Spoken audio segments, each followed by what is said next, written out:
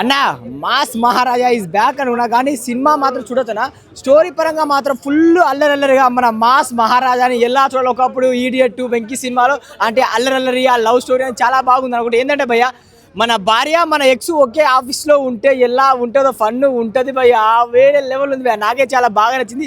మెయిన్గా మన రవితేజ అన్న టైమింగ్ బా అదిరిపోయిందని ఆ కామెడీ టైమింగ్ అయినా అంటే ఆ స్టైల్ మళ్ళీ నేను చూసిన అనిపించింది. కానీ కొంచెం స్టోరీ పరంగా కొంచెం ఇంకా జాగ్రత్త తీసుకుంటే అనిపించింది. రొటీన్ స్టోరీ అంత ఏం లేదు, రొటీన్ స్టోరీ. కానీ పండగ మాత్రం ఎంజాయ్ చేయాలి, నవ్వుకోవాలంటే సినిమాకి రావచ్చు. అండ్ ఇద్దరు హీరోలతో డ్యాన్స్ ఉంటుందన్న అబ్బా మన అసలు వామ్మో వాయో అల్లేదు అంటే ఆ సాంగ్స్కి ఇద్దరు హీరోయిన్లు మన మాస్ మహారాజా అసలు ఆ బీజిఎం అదిరిపోయింది. నాకే చాలా బాగా నచ్చింది. కానీ ఒకటి ఏంటంటే డైరెక్టర్ గారు కొంచెం అంటే స్టోరీని లెంత్ చేయకుండా షార్ట్ కట్లు చేసి అంటే ఇంకా బాగా తీయొచ్చుగా సినిమా అనిపించింది. అదే చూసినట్టు చూసి అంటే ఎక్స్పెక్ట్ మనం వేరే లెవెల్లో పెట్టుకున్నాం, అది కొంచెం మిస్ అయినట్టు అనిపించింది. కానీ రవితేజ సినిమాకి మాత్రం అన్నకి ఇది బ్యాక్ సినిమా అంటే ఆయన టైమింగ్, ఆయన ఎంటర్టైన్మెంట్, ఆయన డ్యాన్స్ ఆ టైమింగ్ మాత్రం అదిరిపోయింది. అన్న ఇంకా జాగ్రత్తగా చూసుకుంటే బాగుండు. సినిమా మాత్రం బాగుంది, ఫుల్ ఆఫ్ ఎంటర్టైన్మెంట్, ఎంజాయ్ చేయాలంటే సినిమాకి రండి చూడొచ్చు. కానీ స్టోరీ పరంగా మిస్ అయింది. డైరెక్టర్ గారు చూసుకోండి సార్, ఎందుకంటే మా మాస్ మహారాజా నాకు ఎనర్జీ వస్తలేదు. సినిమా బాగుంటే ఎలా ఉంటుందని ఎనర్జీ, ఆ ఎనర్జీ వస్తే అది మిస్ అయింది. కానీ సినిమా మాత్రం ఓవరాల్గా ఫన్ ఎంటర్టైన్మెంట్. అన్న ఇద్దరు హీరోలు నాకు డింపుల్ అయితే ఎక్కువ ఉందన్న. డింపుల్ అయితే మరి ఇద్దరిది సేమే ఉన్నది, కానీ ఆసిక అండ్ వాళ్ళిద్దరు యాక్టింగ్ మాత్రం అదిరిపోయిందని ఇచ్చినట్టు.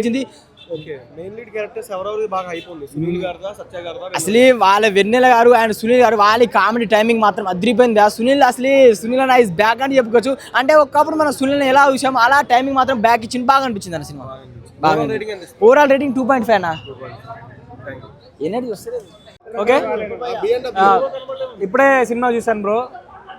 నాకైతే ఓకే, ఫన్ ఫిలిం మంచిగా అనిపించింది. రవితేజ గారు కంబ్యాక్ అని చెప్పలేను కానీ ఒక మంచి సినిమా తీశారని చెప్తా. One time watchable. First half కొంచెం బాగానే అనిపించింది. సెకండ్ హాఫ్ కొంచెం ల్యాగ్ ఉంది. ల్యాగ్ లేకుండా ఉంటే బాగుండేది అనిపించింది. సో పర్లేదు, సినిమా నాకైతే నచ్చింది.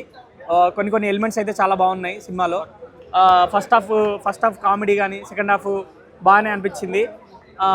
మిగతా వచ్చేసి సత్య గారి కామెడీ చాలా బాగా అనిపించింది. నాకు చాలా బాగా నవ్విచ్చారు ఆయన.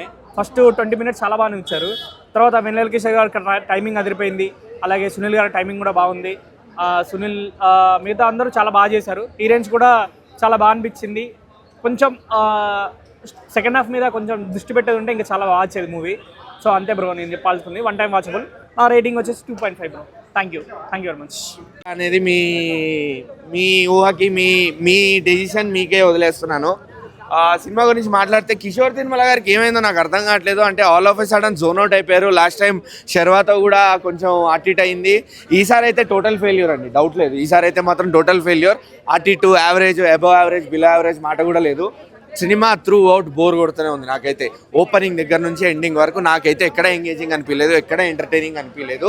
రవితేజ గారు ఎంత కామెడీ చేయడానికి ట్రై చేసినా కూడా ఆయన ఎంత మాస్ జాతర ఫైట్లలోంచి ఆ యాక్షన్ జానర్లోంచి బయటకు వచ్చి ఎంటర్టైన్మెంట్ జానర్లోకి వచ్చినా కూడా మమ్మల్ని అయితే ఎంటర్టైన్ చేయలేకపోయారు రవితేజ గారు. అసలు మీకు ఏమవుతుందో నాకైతే అర్థం కావట్లేదు. ఎలాంటి మనిషి ఎలా అయిపోయారో నాకు మీరు ఒకసారి ఆలోచించండి. వాల్తేరు వీరయ్యలో మిమ్మల్ని చూసి మేము చాలా హ్యాపీగా ఫీల్ అయ్యాము.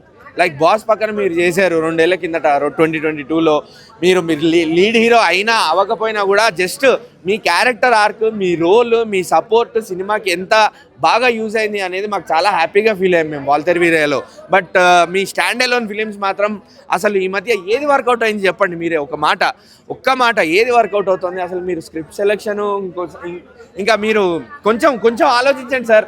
మీ జనాల కోసం, మీ ఫ్యాన్స్ కోసం, మా టాలీవుడ్ ఆడియన్స్ కోసం మైండ్లో పెట్టుకొని ఒక్కసారి మంచి స్క్రిప్ట్ సెలెక్ట్ చేసుకొని మంచి కాన్సెప్ట్తో మళ్ళీ ముందుకు రండి. అసలు రవితేజ గారు ఇలానే చేస్తే మాత్రం ఆయన అఫ్కోర్స్ ఛాన్స్లు ఇస్తున్నారేమో డైరెక్టర్లకి, బట్ నో, ఇదేదో టాలీవుడ్ అభిమానుల మీద పగబట్టినట్టుంది తప్ప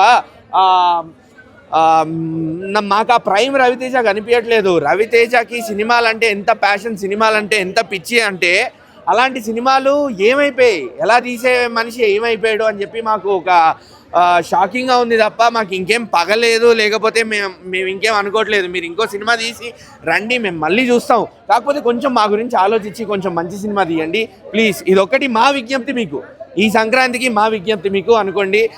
ఓవరాల్గా సినిమాకి వస్తే మాత్రం 2.5 గంటలండి సినిమా. 10:30 అవుతుంది టైం. ఇప్పుడు 8 o'clock స్టార్ట్ అయింది. నాకైతే లెంగ్తీగా అనిపించింది. 3.5 hours పైన ఉన్నట్టు అనిపించింది సినిమాలో. ఇంటర్వెల్ ఎప్పుడు వస్తుందా, క్లైమాక్స్ ఎప్పుడు అయిపోద్దా, ఎప్పుడు బయటికి వెళ్ళిపోదామా అన్నట్టుండే.